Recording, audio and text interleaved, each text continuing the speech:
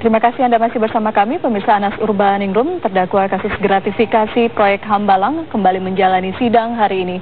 Dan agenda sidang hari ini adalah pledoi atau nota pembelaan. Sidang pembacaan pledoi mantan Ketua Umum Partai Demokrat Anas Urbaningrum Kamis yang dipadati oleh para loyalis Anas.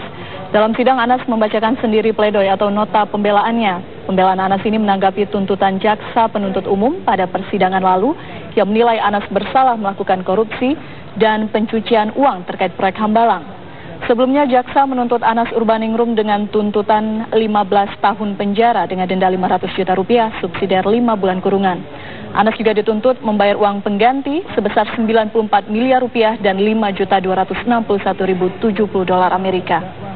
Sudah berniat dan mempersiapkan diri untuk menjadi presiden, akal sehat kita dan nalar keadilan hukum mestinya menolak. Setidaknya bisa bersikap. Lalu bagaimana jalannya sidang pembelaan dengan terdakwa Anas Urbaningrum? Kita segera menuju gedung Tipikor. Dila Larasati berada di sana saat ini. Dila, bagaimana jalannya sidang sejauh ini?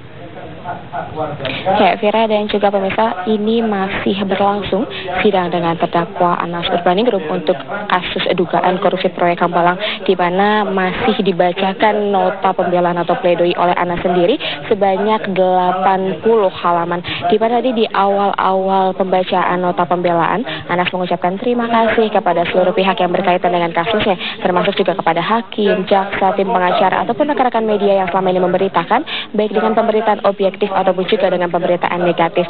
Dan Anas juga mengatakan bahwa inilah persidangan berkualitas, di mana hakim ketua Haswandi dan juga hakim anggota lainnya bisa bersikap dengan tegas saat menanyakan beberapa pertanyaan ke saksi-saksi yang sudah dihadirkan.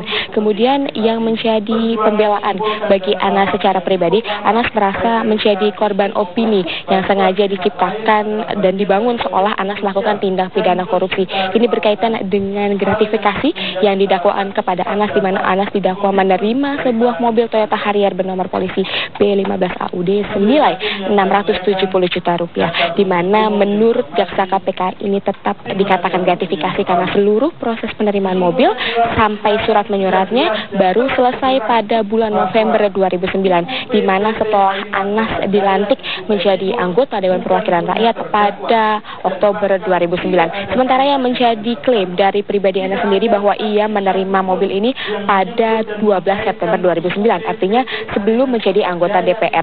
Dan terkait dengan penerimaan mobil ini, sebenarnya sudah dikatakan oleh Anas Urbaningrum bahwa ini bukanlah diterima, melainkan ia beli sendiri melalui pembayaran cicil, di mana ia mendapatkan uang sebesar 250 juta rupiah dari Presiden Susilo Bambang Yudhoyono saat ia menjadi juru bicara terbaik pada saat dalam pemilihan presiden.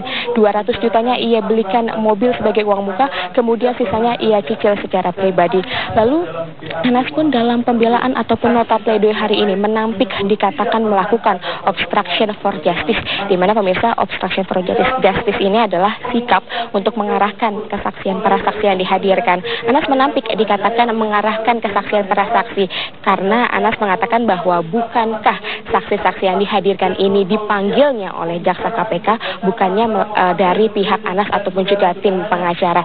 Anas pun memprotes terkait dengan jumlah saksi meringankan yang diperbolehkan dipanggil oleh pihaknya, karena semula sesuai dengan kesepakatan Anas diperbolehkan memanggil ataupun menghadirkan saksi yang meringankan sebanyak 30 orang. Namun nyatanya seiring berjalannya persidangan ini hanya 6 orang saksi meringankan saja yang diperbolehkan dihadirkan oleh Anas dalam persidangan kasusnya ini. Sementara saksi-saksi yang dihadirkan oleh jaksa penuntut umum KPK berjumlah 91 orang. Ini yang dinilai oleh Anas tidak adil dan juga tidak memihak kepada dirinya. Sementara ini yang bisa kami kabarkan dari Pengadilan Tipikor, Anas sendiri masih membacakan nota pembelaan ataupun pledoinya. Jika nanti sudah ada perkembangan terbaru akan kami sampaikan kepada Anda pemirsa. Sementara kita kembali ke Elvira Hairunisa di studio. Baik, terima kasih Dila langsung dari Pengadilan Tipikor Jakarta. Pemirsa, kita ke kabar lainnya, Kejaksaan Agung telah menahan mantan Kepala Dinas Perhubungan DKI Jakarta